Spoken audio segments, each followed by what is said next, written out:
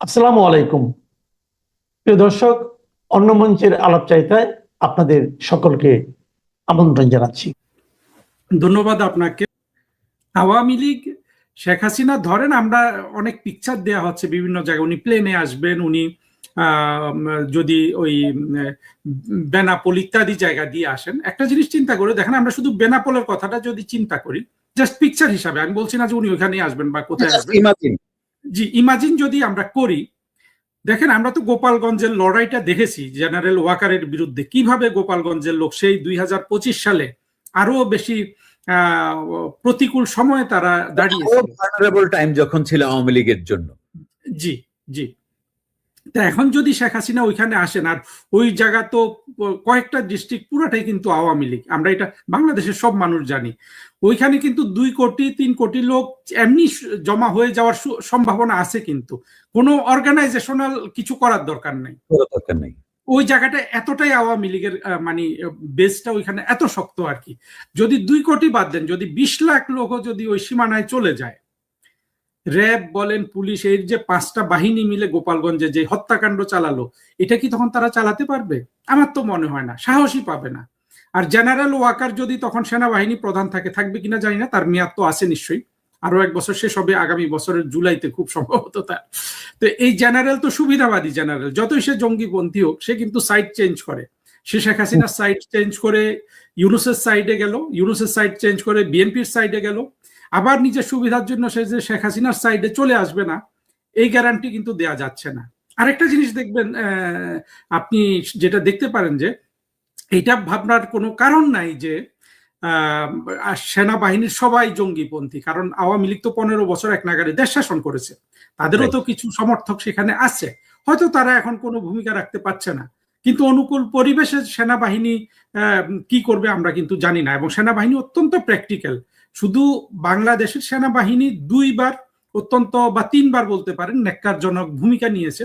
একটা হলো বঙ্গবন্ধুর হত্যাকাণ্ডের সময়, যদিও পুরো সেনাবাহিনী না, জিয়াউর রহমানের হত্যাকাণ্ডটাও সেনাবাহিনী করেছে, আর হইলো আপনার এই 2024-এর জঙ্গি উত্থান। এই 3টা সময় বাংলাদেশ সেনাবাহিনীর পুরোপুরি আপনার দেশ বিরোধী বলুন বা প্রতিষ্ঠান বিরোধী যদি বলি, জি এইটা ছিল। আবার দেখেন, অন্যান্য সময় জেনারেল নুরুদ্দিন যদি আমরা দেখি এরশাদের শেষ সময়ে, তারপরে আমরা যদি জেনারেল নাসিমের ঘটনাটা অত বেশি বড় না, আবার যদি আমরা 2006 সালে 7 সালে জেনারেল মঈনুদ্দিনের বিষয়টা দেখি, তারা কিন্তু দেশপ্রেমিক এবং দেশের জন্য সঠিক ডিসিশনটাই নিয়েছেন। সুতরাং আমরা সেনাবাহিনীকে এখনই রুল আউট করে দিতে পারছি না যে যেইভাবে 2024-এ তারা দেশের বিরুদ্ধে অবস্থান নিয়েছিল সেটা নাও থাকতে পারে। তো সব মিলে আমি যে পিকচারটা দিলাম এটা কিন্তু বাস্তব ভিত্তিক, আমি কিন্তু আওয়ামী লীগের অর্গানাইজেশনাল ক্যাপাসিটির উপর ডিপেন্ডই করলাম না এই পিকচারটা, কিন্তু আমার কাছে মনে হয় এটা অত্যন্ত বাস্তব ভিত্তিক।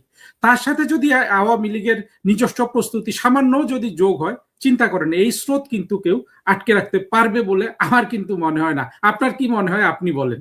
গ্যাপ যেটা আপনি বললেন, আমি যেটা বুঝি গ্যাপটা হয়েছে কর্মীদের সাথে আওয়ামী লীগের নেতাদের, অর্থাৎ প্রধানমন্ত্রী শেখ হাসিনা ব্যতিরেকে যেসব নেতা আছেন তাদের সাথে কিন্তু কর্মীদের গ্যাপ থাকার সুযোগ আছে, এবং সেটাই কিন্তু শেখ হাসিনা আবার গত 2 বছর কিন্তু অনবরত উনি তৃণমূলের কর্মীদের সাথে কিন্তু সরাসরি সংযোগ স্থাপন করেছেন। এখানে ওই যে আমাদের, আমি ফিজিক্সের জিনিসটা ভুলে গেছি, যে একটা জিনিস ছিল, নাম ছিল আপনার শান্ট কথাটা ছিল, মানে ইলেকট্রিসিটি আপনার বহু দূর থেকে ঘুরে না এসে সরাসরি ছোট একটা লাইন দিয়ে চলে যায়। আমি পুরো জিনিসটা জানি না। এখন তো ওই রকমও একটা ঘটনা ঘটেছে, জননেত্রী শেখ হাসিনা যেভাবে তার কর্মীদের সাথে কথা বলেছেন দিনের পর দিন, সেখানে কিন্তু একটা শক্তি কিন্তু আপনার পোটেনশিয়াল স্থিতিশক্তি হিসাবে জড়ো হয়েছে।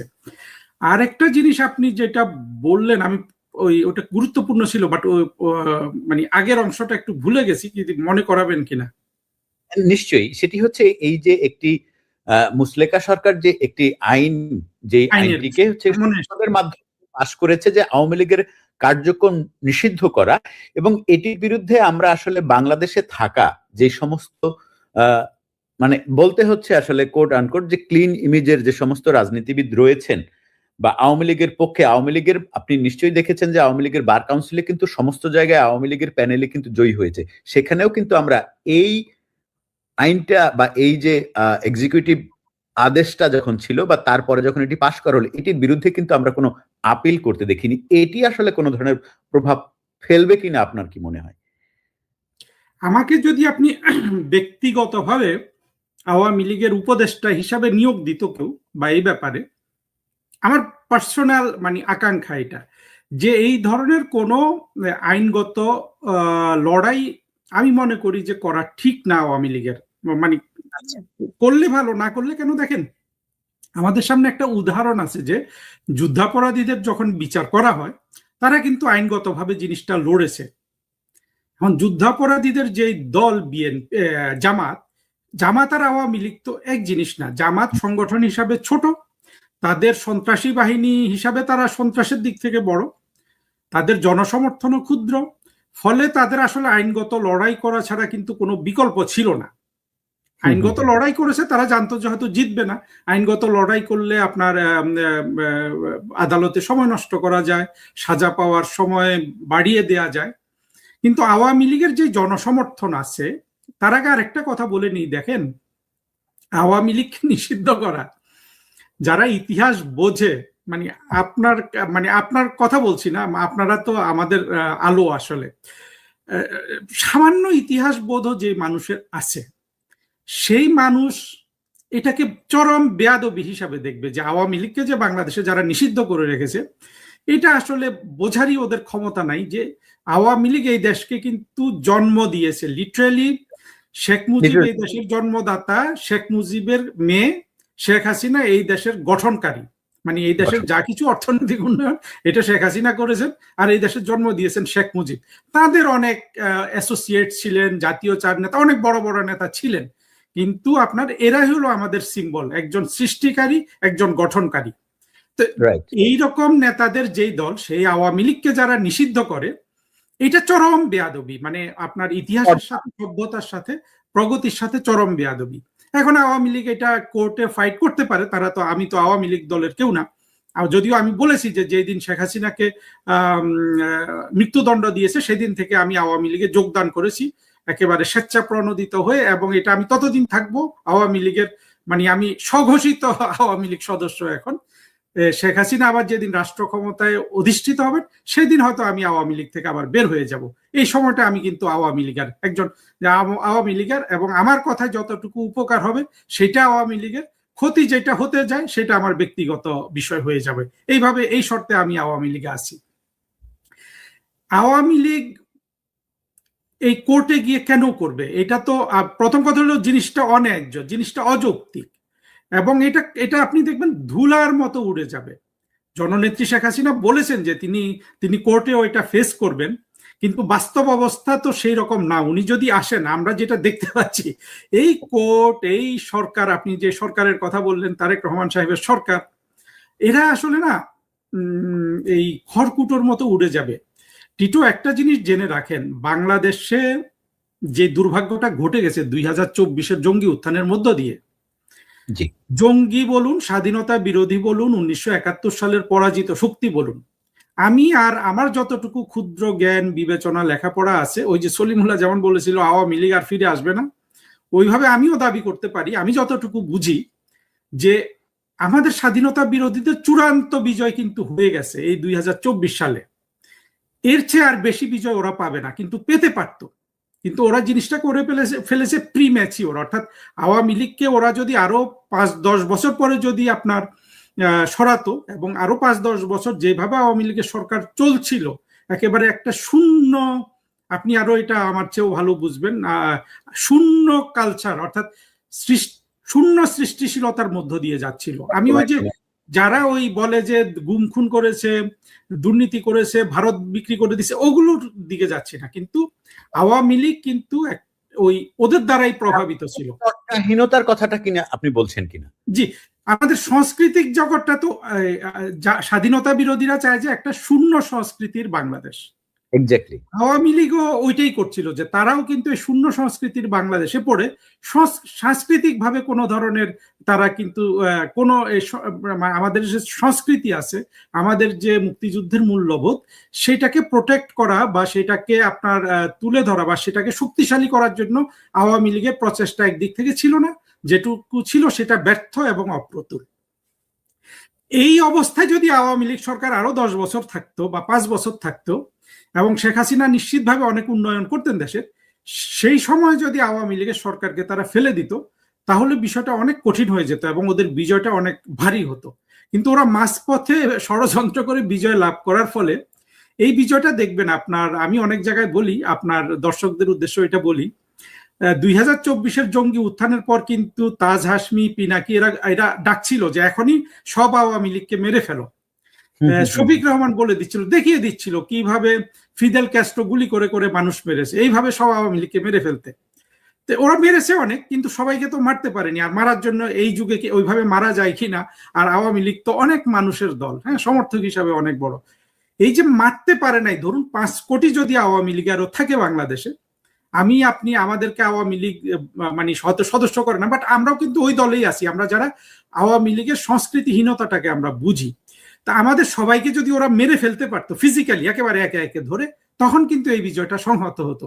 একই বিজয় সংহত করেছে রাশিয়াতে মানুষ মেরে, চীনে মানুষ মেরে, ওগুলা ধরে ধরেই কিন্তু তাজ হাসমিরা বলছিল যে আপনারা যে বিপ্লব করলেন ওইভাবে যদি না মারেন আপনারা কিন্তু সংহত হতে পারবেন না। কিন্তু এই যুগে তো ওইভাবে মারা যায় না।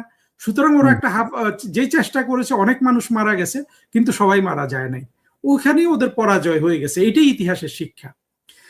সেই পরাজয়ের পরে বাংলাদেশের এই যে স্বাধীনতা বিরোধী আপনার, আমি পাকিস্তানি সেকুলার বলি, শব্দ জোড়াটা ব্যাকরণগতভাবে হয়তো শুদ্ধ না, কিন্তু এই যে পাকিস্তানি সেকুলার এবং আপনার স্বাধীনতা বিরোধী জঙ্গি শ্রেণী মিলে যে বিজয়টা লাভ করেছে, এটা অত্যন্ত ক্ষণস্থায়ী। ফলে ভবিষ্যতে এখন আওয়ামী মানে দুধ যেরকম বেশি মানে গরম হলে যে উতলে ওঠে, আবার সেটা উতলে হচ্ছে গিয়ে পাতিল থেকে পড়েও যায়, কিন্তু শেষ পর্যন্ত গিয়ে দেখা যায় আসলে পাতিল শূন্য। আপনি কি এরকম কোনো কিছু বলতে চাচ্ছেন কিনা?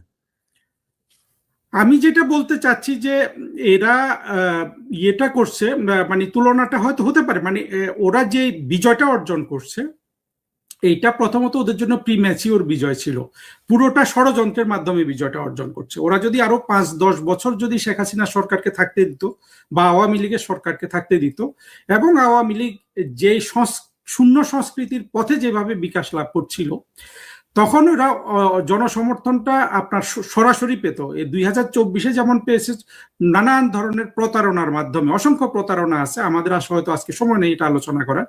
ওরা হয়তো কম প্রতারণা দিয়ে এই বিজয়টা পেতে পারতো, যত কম প্রতারণা দিয়ে বিজয় পেত তত বেশি এটা কিন্তু শক্তিশালী হতো বিজয়টা। এবং শূন্য সংস্কৃতির চেষ্টা করেছে, কিন্তু শূন্য সংস্কৃতি তো এখনো হয় নাই। আমি আপনি যে জীবিত আছি এটাই বোঝা যায় যে শূন্য সংস্কৃতি কিন্তু হয় নাই। এটা হয়ে যেতে পারতো আর কি এক সময়, আমি হয়তো একদিকে চলে যেতাম, আপনি তো চলে এসেছেন, এইভাবে কিন্তু আওয়ামী লীগ ওই হুজুরদের দ্বারা একটা দল থাকতো। সেই সময় যদি ওই বিজয়টা হতো, 5 কি 10 বছর 15 বছর সময় বলে দিত, তখন এটা তারা কনসলিডেট করতে পারতো। আর একটা জিনিস দেখেন, এই যে বিজয়, যেটা মানুষ কিভাবে প্রতারিত না বোধ করবে, ওরা কি বলেছিল, 3টা জিনিস নিয়ে এসেছিল সামনে।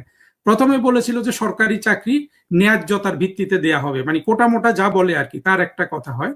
আপনি দেখবেন গত 2 বছরে যত চাকরি হয়েছে সব জামাত শিবিরের। বাংলাদেশের সাধারণ মানুষ, তারা যতই জঙ্গি প্রেমী হোক, তারা এটা ফিল করছে যে সরকারি চাকরির কথা বলে আমাদেরকে প্রতারিত করছে। এটা এমন একটা জায়গা, শেখ হাসিনার বিরুদ্ধে যে এরা এটা করতে পারলো, এটা অত্যন্ত জনপ্রিয়। মনে করেন যে বিসিএস পরীক্ষা দিবে 10 লাখ ছেলে, কথার কথা 5 লাখ ছেলে, চাকরি পাবে 5,000, কিন্তু ওই আন্দোলনটা 5 লাখের কাছেই প্রিয়। যতক্ষণ পরীক্ষাটা না দিচ্ছে 5 লাখই ভাবে যে আমি একটা চাকরি পাবো। আবার যখন ঘটনাটা অন্য ঘটে গেল, ওই 10 লাখই কিন্তু প্রতারিত বোধ করছে, যদিও চাকরিটা পেয়েছে 5,000 জামাত শিবির। এইটা একটা মানুষের বুক ভেঙে দিয়েছে এই স্বাধীনতা বিরোধীরা। আরেকটা বলেছিল যে ওরা বৈষম্য দূর করবে, এটা কোন আইডিয়া নিয়ে বলেছিল, কোথায় বৈষম্য? কিন্তু বৈষম্য দূরীকরণের কোনো সিস্টেম, কোনো উদ্যোগ কিন্তু গ্রহণ করে নাই। উল্টা দিকে আমরা দেখলাম যে দস্যু ইউনূস ডাকাতি শুরু করলো। মানে একটা রাষ্ট্রে ঢুকে যে এইভাবে ডাকাতি করা যায় এর আগে কিন্তু আমরা কখনো দেখিনি। এমনকি তারেক রহমানের সরকার আসার পরেও কিন্তু আমরা ওই রকম ডাকাতি দেখছি না, যেই ডাকাতিটা ইউনূস, এই যে মাহফুজ, সজীব ভুঁইয়া এইরকম এই লোকগুলা করেছে আর কি। দেখেন নিরীহ মানুষ, আমরা মনে করি সালেউদ্দিন আহমেদ, সে 85 লাখ টাকার আপনার ডাক্তারের বিল নিয়েছে। অর্থাৎ তার মনে করেন যে পাশায় একটা ফোঁড়া উঠেছিল 80 বছর আগে, তার বয়স 80 বছর, ওই ফোঁড়াও সে এখন যদি সত্যি সত্যি ডাক্তারকে ওই টাকা দিয়ে থাকে, ওই ফোঁড়া সে 80 বছর বয়সে এসে চিকিৎসা করিয়েছে মনে হচ্ছে আর কি। এছাড়া কোথা থেকে আপনার এত টাকা ডাক্তারের বিল আসে? মানে যে যেভাবে পেরেছে 2 বছর বাংলাদেশকে শেখ হাসিনা রেখে যাওয়া আপনার বলিষ্ঠ অর্থনীতি এবং টাকা পয়সা চুরি করেছে, এবং আরো নাকি বলে যে 2 লক্ষ কোটি টাকা ঋণ করেছে। বৈষম্য আপনার অবলোপন করার কোনো উদ্যোগ তো ছিলই না, উপরন্তু ছিল লুটপাট, যেই লুটপাট বাংলাদেশে মানুষ কখনো দেখে নাই। তারপরে আরেকটা বলেছিল, এটা সবার ক্রন্দন ছিল, এই পাকিস্তানি সেকুলার বিএনপি থেকে শুরু করে সবার, যে ইলেকশন হচ্ছে না, একটা ইলেকশন লাগবে। আর ইউনূস যে ইলেকশন করেছে, এই ইলেকশনটা হলো শেখ হাসিনা যেসব ইলেকশন হয়েছে তার চেয়ে অনেক খারাপ। বাংলাদেশের ইতিহাসে দ্বিতীয় খারাপ ইলেকশনটা করেছে ইউনূস। প্রথম খারাপ ইলেকশনটা ছিল 1996 সালে, বেগম খালেদা জিয়া করেছিলেন, কিন্তু ওই ইলেকশনটার উদ্দেশ্য ভালো ছিল, ওইটা করে উনি তত্ত্বাবধায়ক সরকার গঠন করেছিলেন। আর ইউনূসের এই ইলেকশনটা ছিল দ্বিতীয় খারাপ। তাহলে দেখুন, যে 3টা জিনিস মানুষকে দেখানো হয়েছিল মূলা হিসাবে, চাকরির মানে চাকরিতে ন্যায্যভাবে চাকরি প্রদান, বৈষম্য দূরীকরণ, ইলেকশনের ব্যবস্থা, কোনোটাই ওরা করে নাই। 3টা জায়গাতেই ওরা জাতির সাথে প্রতারণা করেছে। ফলে ওরা নিজেরাও জানে যে ওদের আসলে এই অর্জনটা অস্থায়ী। কেউ যদি মনে করে যে অর্জনটা স্থায়ী, তারা কিন্তু যে প্রতিশ্রুতি দিয়ে দেশটা দখল করে কিছু না কিছু বাস্তবায়নের চেষ্টা করে, কোনোটা বাস্তবায়নের উদ্যোগ কিন্তু এরা নেয় নাই। আমার সন্তান যদি আমার হয়, এই উদাহরণটা দেয়া ঠিক না, একটা অমানবিক উদাহরণ, আমি সন্তানের যত্ন নিব, কিন্তু যদি আমার কোনোভাবে মনে হয় যে এই সন্তান আমার না, আমি তার যত্ন নিব না। ওরা যে বিজয়টা পাইছে সেটারও তো ওরা নিজের সন্তান মনে করে পায় নাই। পাইলে ওদের প্রথম পদক্ষেপই ছিল ওই 3টার বাস্তবায়ন করা, ইলেকশন, ইনক্লুসিভ ইলেকশন করা। কি কি বৈষম্য ওরা বোঝে আমি জানি না, সেই বৈষম্য দূরীকরণের অন্তত মানুষের সামনে প্রমাণ করা যে আমরা এই ক্ষেত্রে বৈষম্য দূর করছি। আর চাকরির ব্যবস্থা করা, চাকরি তো ওরা দিয়েছে শুধু জামাত শিবির, হয়তো কিছু বিএনপি কে দিয়েছে। ফলে আপনি যেই দিক থেকে টিটো আমরা বিশ্লেষণ করি না কেন, এটা কিন্তু চূড়ান্ত ভাবে একটা পরাজয় হয়েছে। এবং বাংলাদেশের স্বাধীনতা বিরোধীরা, আওয়ামী লীগ যেই পথে যাচ্ছিল, এদের অনেক বড় বিজয় হতে পারত। অর্থাৎ এই বিজয়টা হয় নাই, একটা আপনার অস্থায়ী বিজয় হয়েছে। এইটা কেটে যাবে এবং আওয়ামী লীগই আবার ক্ষমতায় আসবে। এখন আওয়ামী লীগ কত ভালোভাবে এই ক্ষমতা সংহত করতে পারে এবং ভবিষ্যতে কিভাবে এই ধরনের আবার পুনর্বার পরাজিত হওয়া থেকে নিজেদেরকে এবং বাংলাদেশকে রক্ষা করতে পারে, আওয়ামী লীগের আসলে সেই চেষ্টাটা করা উচিত। আমার মনে হয় একটু অপ্রাসঙ্গিক হয়ে গেছে, টিটো মাফ করবেন, আপনি পারেন। একদমই না। আমি আপনাকে 2টি ঘটনা বলবো বাংলাদেশের রাজনীতিতে, যেটি আপনিও খুব ভালো করে দেখেছেন, আমি হয়তো একটু কম দেখেছি বা দেখেছি আমিও। সেটি হচ্ছে বাংলাদেশে যতগুলো সো কল্ড অভ্যুত্থান হয়েছে, সেনা অভ্যুত্থান যদি আমরা 1975 সালের বঙ্গবন্ধুরকে সপরিবারে হত্যা, তারপরে যদি আমরা ধরি 90-এর যে গণ আন্দোলন, এবং এই যে সো কল্ড এই জুলাই আন্দোলন, প্রত্যেকটাই যদি দেখি আমরা, তাহলে যেটা হয়েছে সেটি হচ্ছে বিএনপি আলটিমেটলি লাভবান হয়েছে। যেমন বঙ্গবন্ধুকে হত্যা করার পরে 5 নভেম্বর ক্ষমতা নিল, ইয়াতে কি বলে 7 নভেম্বর জিয়াউর রহমান চলে আসলো, হ্যাঁ, জেনারেল জিয়া ক্ষমতা দখল করলেন। এরপরে যদি আমরা 90-এর যে আন্দোলন দেখি, সেখানে বাংলাদেশের প্রত্যেকটা রাজনৈতিক দল সাধ্যমতো আন্দোলন করে এরশাদকে নামালো, এবং সেই এরশাদকে নামানোর পরে যারা ইলেকশনে জিতে সরকার গঠন করলো সেটি কিন্তু বিএনপি, অর্থাৎ 1991 সালের কথা আমি বলছি। এবারে যদি আমরা দেখি, তাহলে সেটি হচ্ছে এই সো কল্ড জুলাই।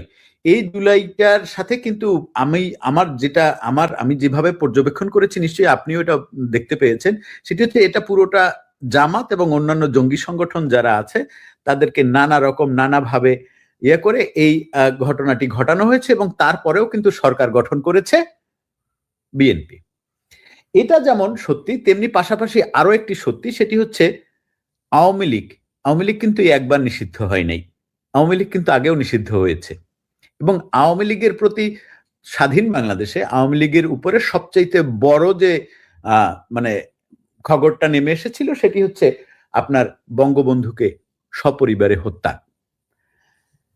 এবং 2004 সালে 21শে আগস্ট আওয়ামী লীগের চূড়ান্ত নেতৃত্বকে একেবারে পুরোপুরি ধ্বংস করে দেওয়ার জন্য গ্রেনেড হামলা করা হলো, এবং সেই গ্রেনেডে স্পষ্ট করে লেখা ছিল, আমি নিজের চোখে দেখেছি, পত্রিকায়, টেলিভিশনে, উপরে লেখা ছিল BOF, অর্থাৎ বি মানে বাংলাদেশ, ও মানে হচ্ছে অর্ডিন্যান্স, এফ হচ্ছে